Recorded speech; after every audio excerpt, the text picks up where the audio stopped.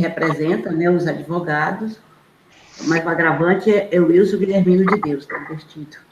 Doutor Felipe Neri, que está aqui presente, representa a BRD Incorporação SPL Limitada. E outros agravados, a Van Gogh Incorporação, e Renoir Incorporação SPE Limitada, Matisse Incorporação SPE Limitada, LR Incorporação SPE, LA Rio Incorporação SPE Limitada, PRT Towers Incorporação SPE Limitada, Albuquerque Empreendimentos Imobiliários Limitada, Albuquerque Incorporação SPE e Albuquerque, enfim. São essas as partes. Vamos passar. É o número 3 da pauta. 3 da pauta. Atas de agravo de instrumento. Eminente desembargador Luiz Camolês, relator do processo. Vossa Excelência deseja que indague aos nobres advogados se eles dispensam o relatório.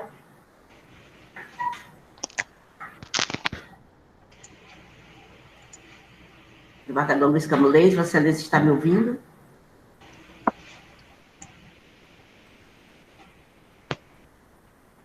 Vamos aguardar aqui. Desembargador Camolês, está me ouvindo?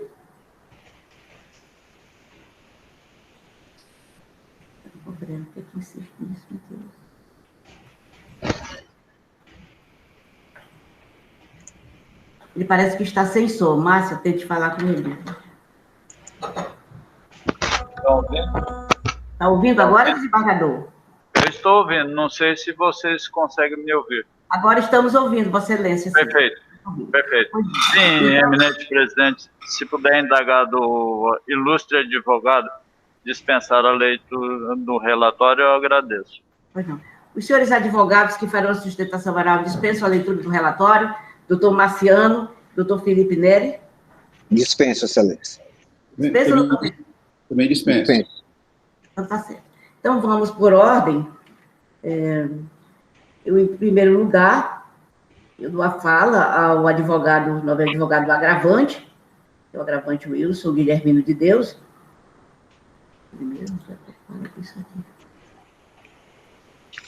Sim. É o doutor, dou a fala do doutor Marciano Carvalho Cardoso Júnior. Vossa Excelência tem a fala pelo prazo regimental, doutor Marciano. Muito obrigado, Excelência. Está me ouvindo, né?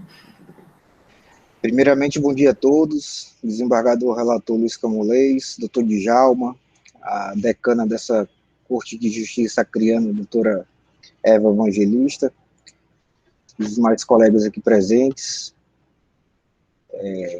Eu gostaria de dar início a essa sustentação oral, citando a poesia do nosso Gonzaguinha, na música Guerreiro Menino, em que ele diz: um homem se humilha, se castra o seu sonho é sua vida, e vida é trabalho, e sem o seu trabalho, o homem não tem honra, e sem a sua honra, se morre, se mata, não dá para ser feliz, não dá para ser feliz.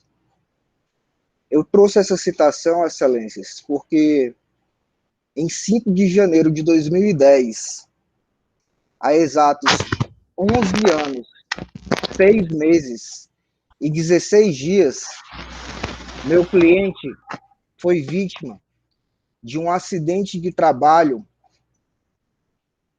que resultou em sua incapacidade total e definitiva, sem possibilidade de recuperação. As folhas 428 destes autos consta a sentença trabalhista que deu origem a esse crédito, que tem natureza decorrente de acidente de trabalho. Peço venha para uma breve leitura de trecho da sentença. No caso vertente, verifica-se que o autor, devido às sequelas do acidente de trabalho, apresenta nítidas dificuldades de locomoção, fala e audição, como pode ser observado por este juízo na audiência de instrução.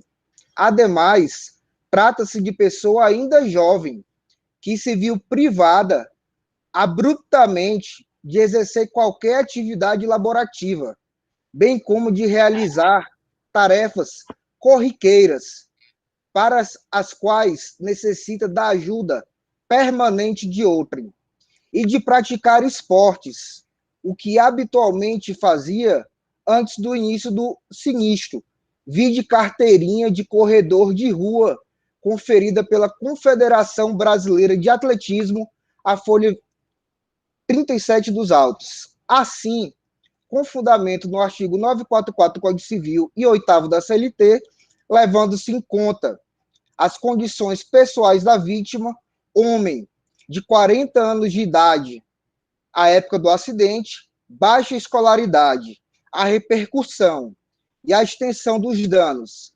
incapacidade irreversível, total e permanente do obreiro, a culpa patronal decorrente do descumprimento de normas de saúde e segurança do trabalho, a situação financeira estável da reclamada, entre parênteses, tradicional empresa do ramo da construção civil no município de Rio Branco, cujo capital é de 5 milhões de reais em 2009, conforme contrato social de folha 69/76, e o caráter pedagógico da indenização, abre parênteses, teoria do valor do desestímulo, fecha parênteses, a fim de inibir a reiteração da conduta ilícita da parte ré, entendo razoável fixar a indenização por danos morais no importe de R$400 mil.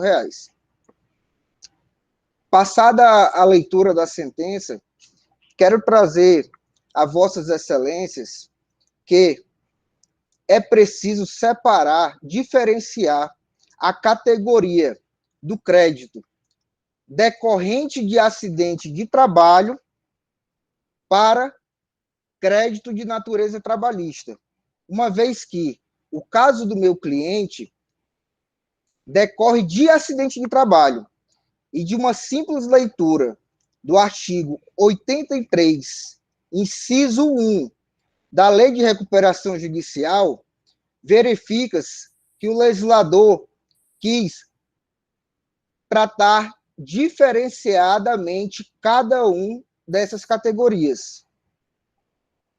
E sabe-se que o direito não contém palavras inúteis. Inclusive, excelências, da leitura do inciso 1, observa-se, trazendo aqui uma interpretação gramatical desse dispositivo, que o legislador se valeu de aposto para separar o crédito que é de natureza trabalhista para o crédito decorrente de acidente de trabalho. No bojo do caderno processual, consta julgado do STF, quando da discussão acerca da constitucionalidade ou não da limitação a 150 salários mínimos para pagamento dos créditos de natureza trabalhista, deixou claro, isso consta no voto do próprio relator, que aquela limitação a 150 salários mínimos não atingiria os créditos de natureza decorrente de acidente de trabalho. E aqui, excelências, ao meu sentir, e até com base na folha 556 dos autos, que o patrono da agravada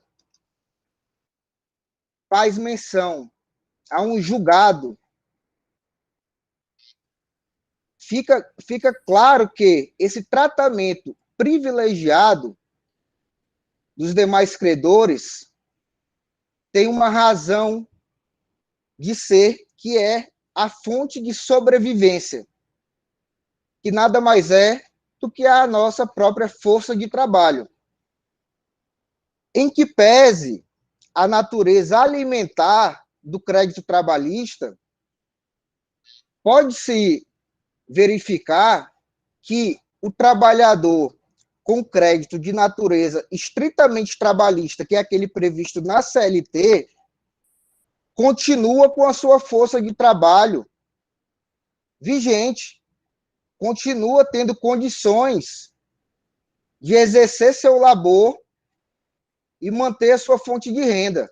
O meu cliente, cuja natureza do crédito remete ao próprio Código Civil, já que a CLT não regulamentava até a reforma trabalhista ocorrida em novembro de 2017, sequer regulamentava a indenização decorrente de trabalho, sendo que o juízo trabalhista, como próprio mencionei aqui na sentença, se vale dos dispositivos legais do Código Civil. E, no caso presente, excelências, infelizmente, o meu cliente não tem mais condições de exercer trabalho, não tem mais fonte de renda que dependa de si mesmo. Já foi feita a leitura, momentos atrás, que ele, inclusive, depende da ajuda de terceiros para atividades corriqueiras. E esse acidente ficou indelevelmente marcado na história dele. À época, era casado, atleta, pai. Hoje, perdeu sua esposa, perdeu a capacidade de trabalho, perdeu a possibilidade de praticar o atletismo, que era sua paixão, vive hoje sob os cuidados de um pai que é idoso, né? E, infelizmente, eu tive que, em 2014, quando foi prolatada a sentença, ouvir do patrono da empresa Recuperanda que esse processo iria até a Lua, que ele iria recorrer até a Lua. Como trata-se de uma metáfora, porque na prática ninguém vai com o processo até a Lua, o advogado conseguiu chegar à última instância trabalhista e só foi parado após ser aplicado multa por embargos por recurso protelatório.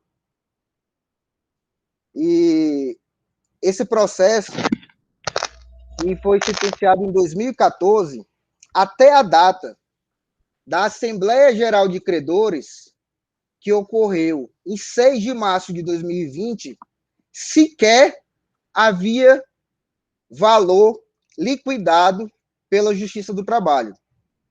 Então, excelências, sabes que a competência da Justiça do Trabalho vai até a liquidação do crédito. E esse crédito foi liquidado após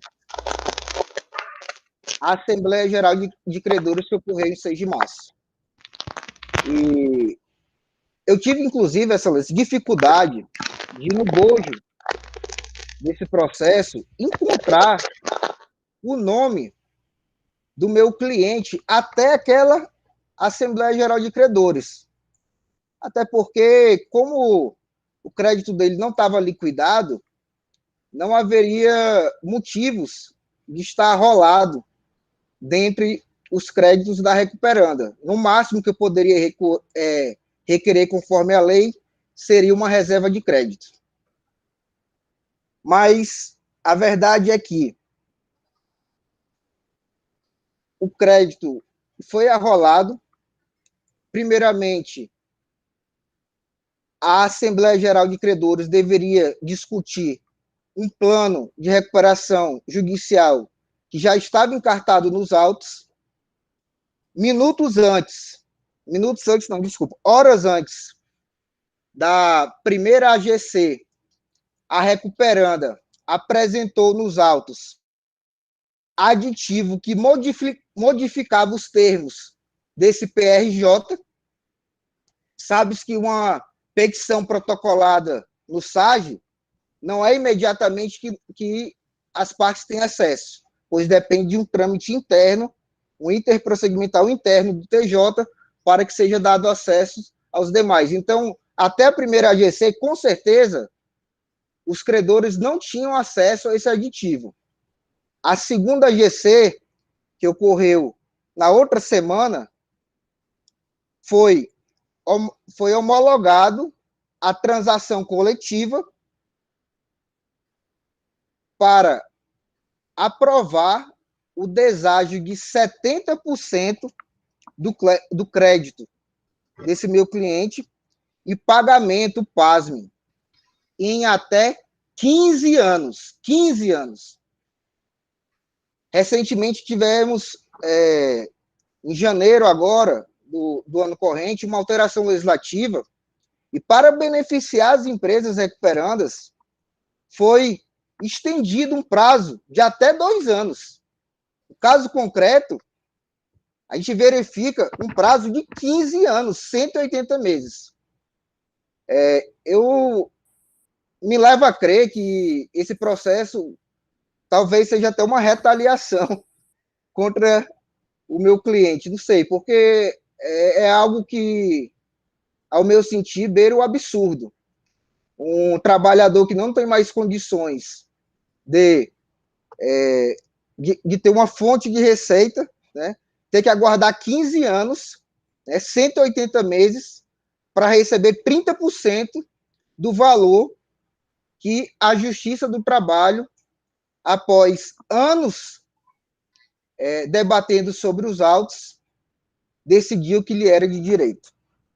Então, o primeiro ponto e mais importante é esse, Excelência, é que uma coisa é o crédito de natureza estritamente trabalhista, outra totalmente diferente é o crédito decorrente de acidente de trabalho. E o motivo é esse, né?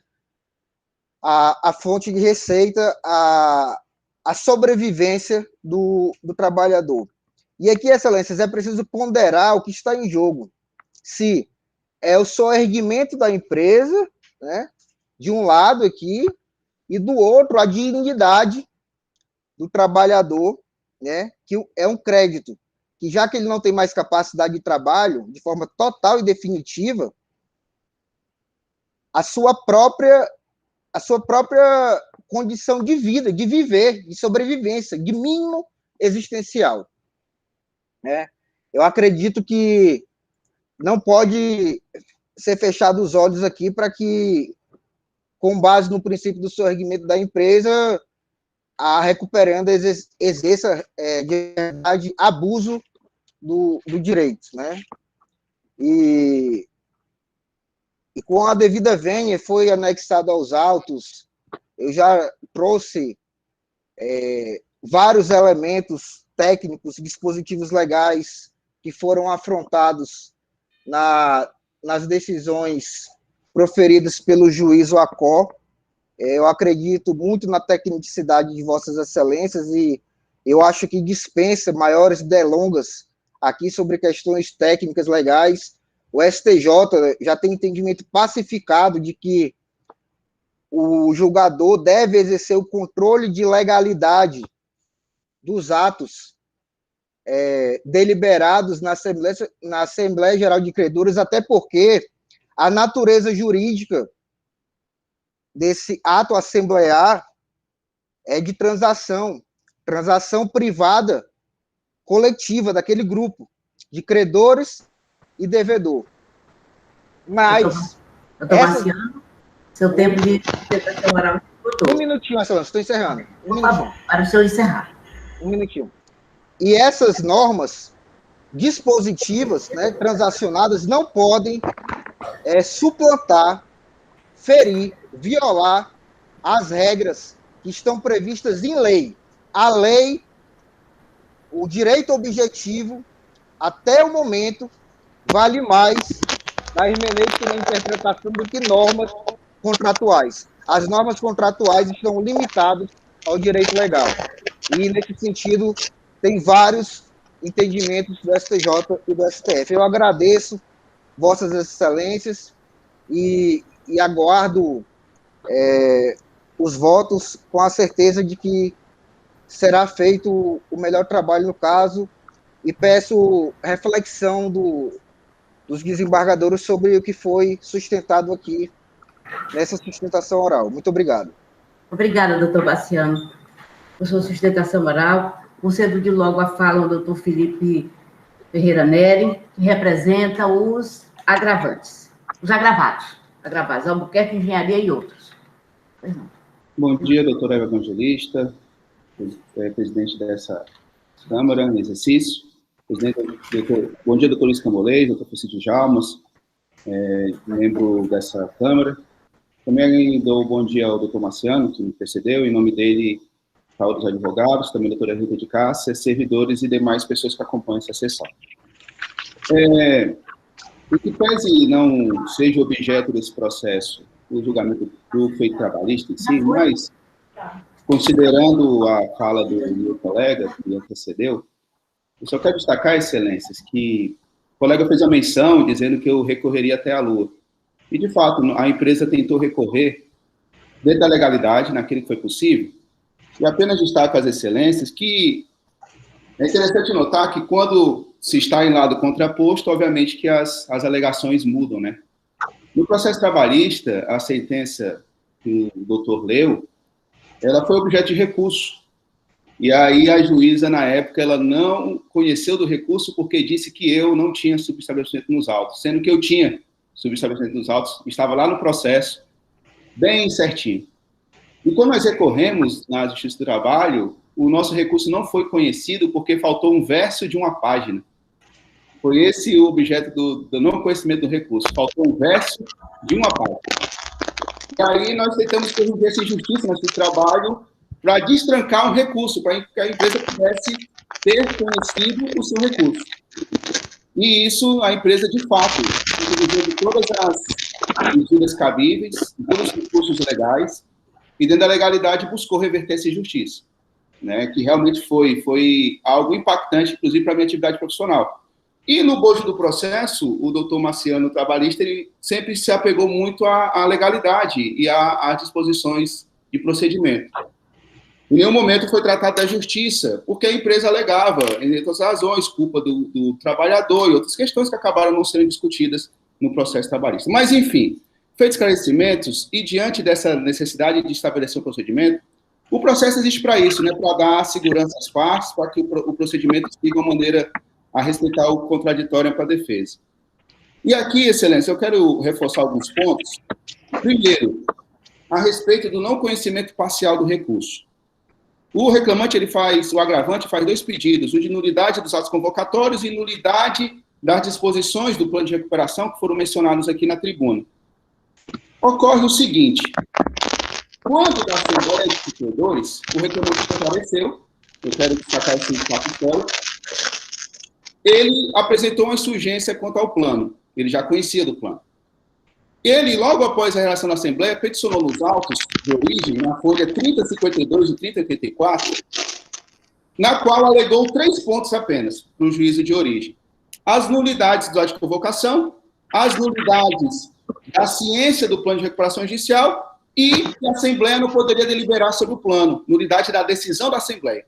Nessa petição de primeiro grau, o agravante, ele não tratou de qualquer pedido de nulidade das disposições do plano. Ele não levou essa discussão para o juízo de origem. Ele não trouxe esses argumentos a respeito de natureza de crédito, de diferenciação, etc. Foram apenas esses 3 pontos. E a juíza, ao tomar conhecimento do pedido, ela negou os pedidos de nulidade, declarando que não havia nulidade, e homologou o plano de recuperação. Posteriormente, o reclamante, tentando corrigir a sua falha, alegou uma nulidade, mas já após a decisão do juízo, sem submeter, primeiramente, a decisão homologatória. E esse recurso é contra a decisão homologatória. Então, excelências, fica claro que não houve submissão à primeira instância justamente desse ponto do plano de recuperação judicial. Não houve. Ele está alegando agora, em segunda instância, esse ponto. Então, por isso, eu peço o não conhecimento desse pedido. De todo modo, caso Vossa Excelência entenda que deva ser conhecido, eu vou destacar os pontos. Primeiro, os atos convocatórios da Assembleia, que o agravante abordou de maneira extensa nos seus recursos, todos foram feitos de maneira regular, por meio de diário oficial, também por meio de publicação em jornal, dentro do prazo legal previsto na lei. Eles também atingiram a finalidade. Demonstrou em contraminuta que a presença nas assembleias, na Assembleia, na verdade, porque foi em segunda convocação, foi maciça, inclusive dos trabalhadores.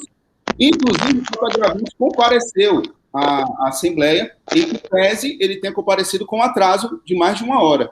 Após já a votação do plano de recuperação, foi quando ele compareceu à Assembleia.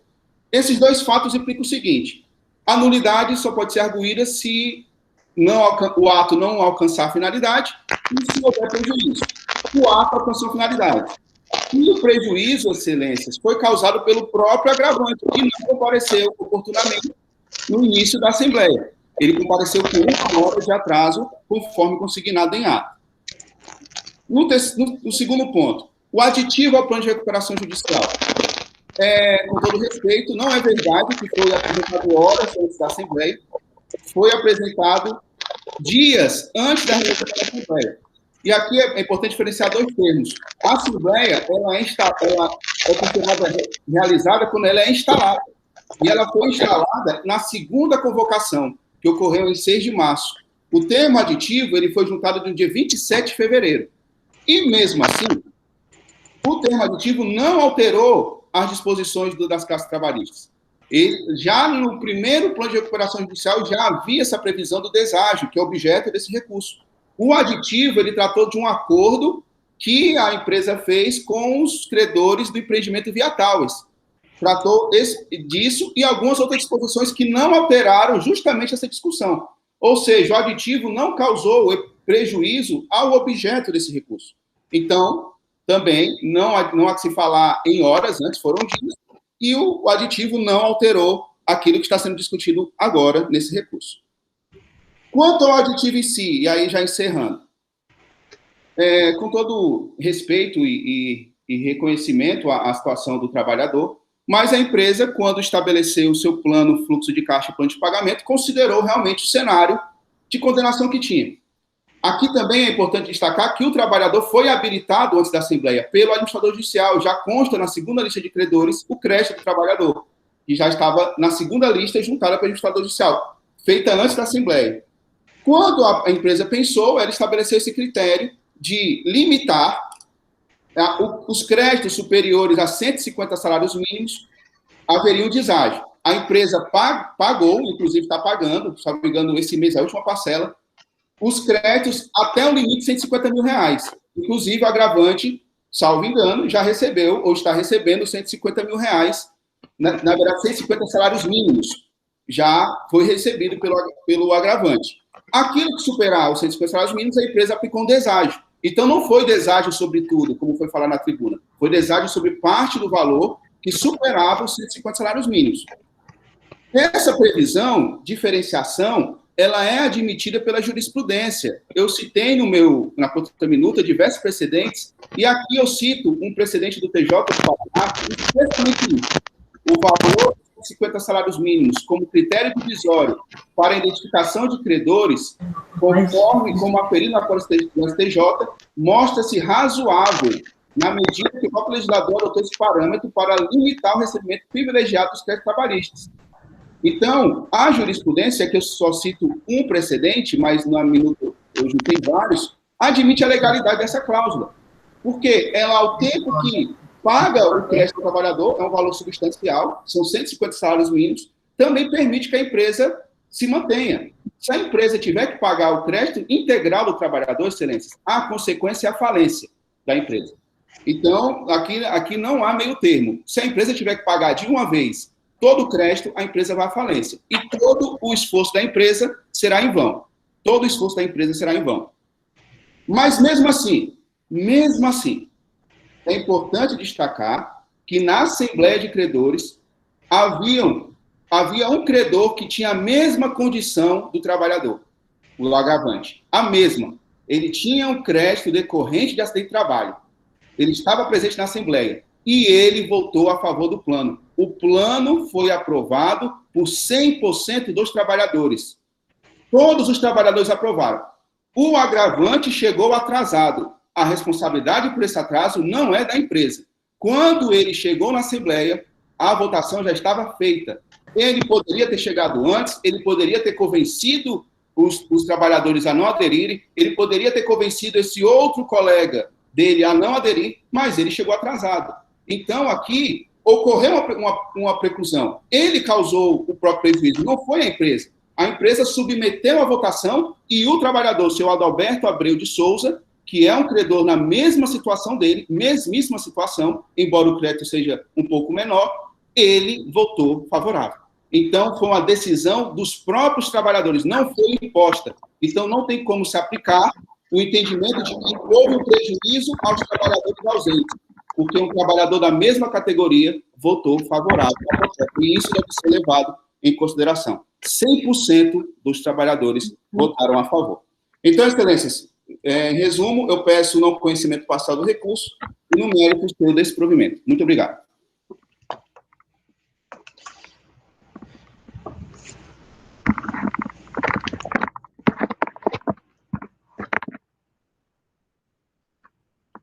Está sem áudio, presidente. Agradeço a sustentação, doutor Felipe Neri. E com a fala, o eminente desembargador Luiz Camolês para o seu voto. Obrigado. Eminente presidente. Aqui, desculpe, só um instantinho, eu sei que há o processo ele foi ao Ministério Público, né? Eu verifiquei aqui, mas o Ministério Público entendeu que não seria caso de intervenção. A excelência encaminhou. E eu consulto a doutora procuradora se está de acordo. Estou, excelência, estou de acordo. Desembargador, a excelência tem a fala para a sustentação, para seu voto. Obrigado. Eminentes pares, ilustre procuradora, ilustres advogados. Primeiro eu vou justificar o atraso em razão de estar no Vale do Juruá, em Cruzeiro do Sul. Cheguei ontem, solicitei o apoio dos magistrados daqui. Nós estamos num período de pandemia, ou seja, as pessoas não estão vindo ao fórum. Então, até que se localizou uma sala com equipamento adequado, fez-se necessária a instalação do SAG do 2º grau. Assim fez, e eu tive que instalar o token aqui através do programa. Essa foi a razão da demora no início da sessão. A razão das escusas que pesam. Em relação à argumentação do advogado que fez a sustentação inicial em primeiro, nós, do direito, nós temos diversos ramos. Primeiro, essa demora e essa citação da música, entendo que não cabe ao Poder Judiciário Estadual. Por que faço isso? Porque desde que o processo chega no 2º grau, ele ganha velocidade, o que foi o caso aqui. E também, como na Justiça Trabalhista tem ouvidoria, tem corregedoria e tem o Conselho Nacional de Justiça, essas reclamações em relação ao lapso temporal da demanda devem ser acionados. Então, essa argumentação em relação ao lapso temporal, entendo que não deve ser debitado ao Poder Judiciário Estadual, muito menos a esse relator que, ora, faz o voto. Faça o voto. É agravo de instrumento interposto por Wilson Guilhermino de Deus, em razão da decisão interlocutória do juiz da 2ª Vara Civil da comarca de Rio Branco.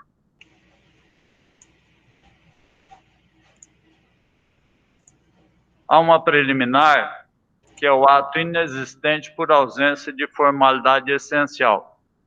Alego o agravante que o edital de convocação para a Assembleia Geral de Credores foi publicado no DJE 6.498, 16/12/2019.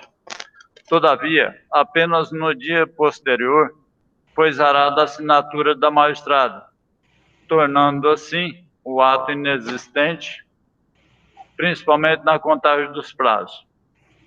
O ato de convocação foi disponibilizado no Diário da Justiça Eletrônica, jornais de circulação local e ainda afixados na sede da empresa, atendendo ao que prescreve o artigo 36 caput, parágrafo 1º da Lei 11.101 de 2005, Lei da Recuperação Judicial.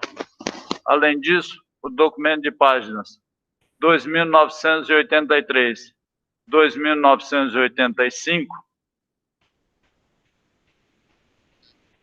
demonstra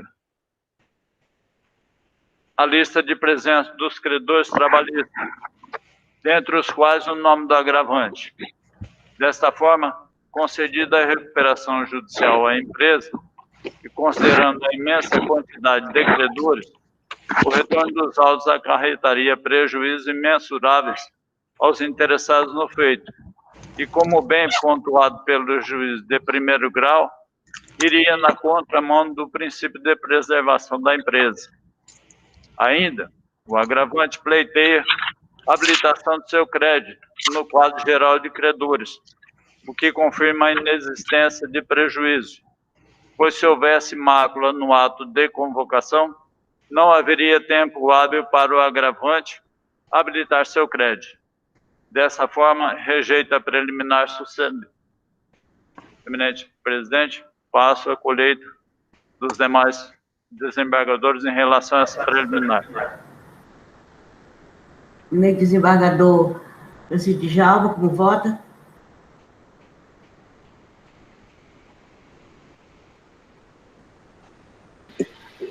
Bom dia a todos, renovo os cumprimentos da Corte e estou passando o voto de excelência, acompanhando o excelente relator em relação à preliminar.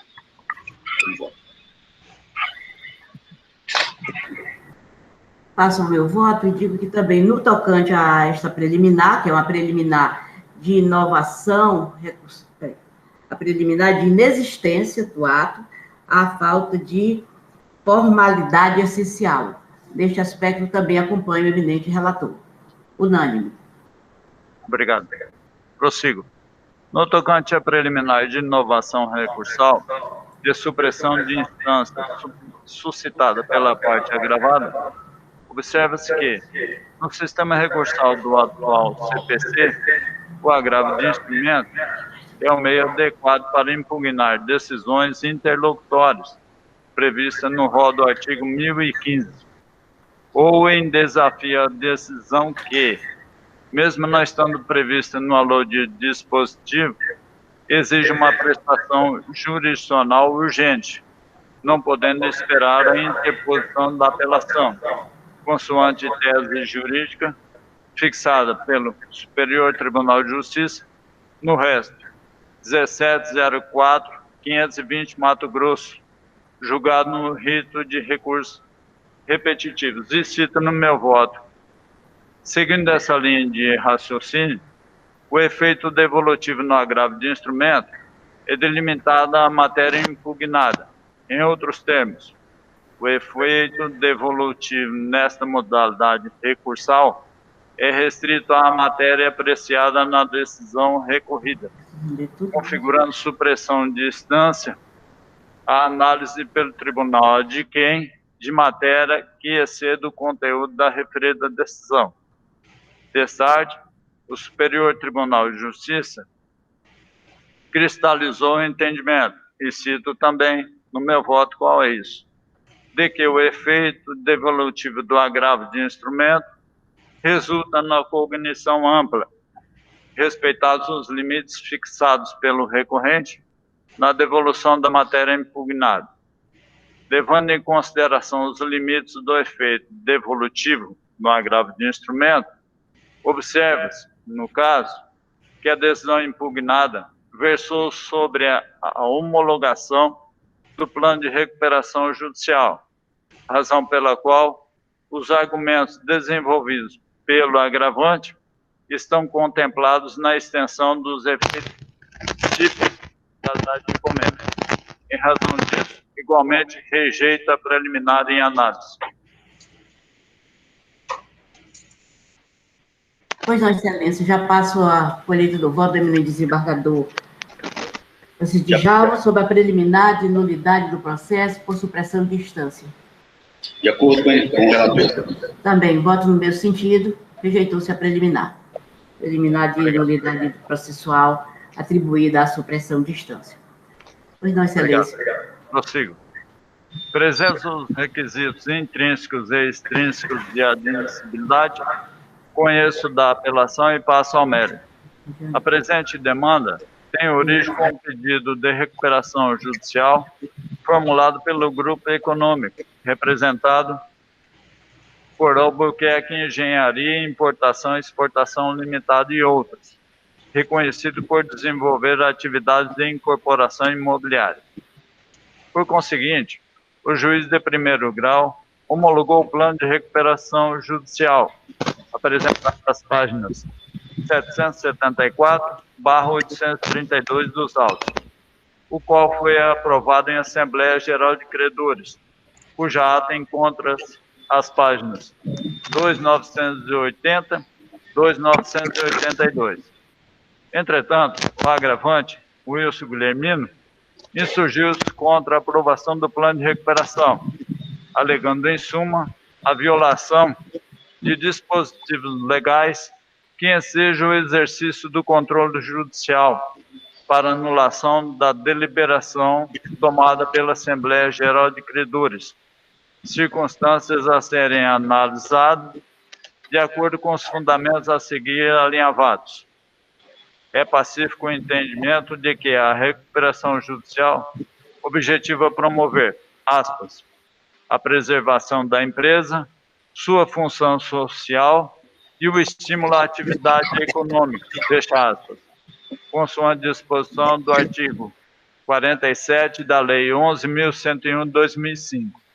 Logo, deve ser analisado com cautela qualquer medida que inviabilize a execução do plano de recuperação judicial, haja visto que deve prevalecer o princípio da preservação da empresa, norteador da legislação em vigor. No que diz respeito à alegação de nulidade do plano de recuperação judicial, no tocante à previsão de deságio do crédito do agravante, a prazo superior a 12 meses, face à sua natureza acidentária, é preciso dizer que o plano de recuperação foi devidamente aprovado pela Assembleia Geral de Credores. Colhe-se dos autos de origem que o juiz de primeiro grau efetivamente analisou as teses suscitadas pelo credor, ora agravante, que foram rejeitadas em pelo menos duas oportunidades distintas, como se observa das decisões proferidas às páginas 3.270/3.272 e 3.413/3.416, cujo entendimento esse relator perfilha.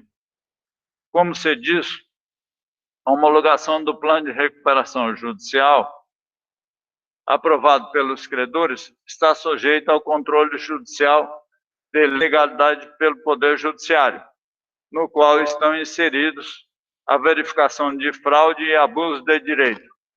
Porém, lhe é vedado realizar qualquer ingerência na sua viabilidade econômica, conforme a inteligência do artigo 58 caput da Lei 11.101/2005 e enunciado 44 e 46 da primeira jornada de direito comercial. Sabe-se que a recuperação judicial busca não apenas satisfazer os credores, mas também manter a sociedade empresária em atividade, sendo o princípio da preservação da empresa norteador da aplicação do Instituto, o que se presume ter sido atendido no caso em tela, conforme previsão do artigo 47 da Lei 11.101 de 2005. Dito isso, tem-se que o processo recuperacional se constituiu em instrumento de garantia dos credores, não se observando qualquer ilegalidade na homologação do plano. Sendo assim, a reforma da decisão que homologou o plano e concedeu a recuperação judicial redundará em prejuízo de todos os credores.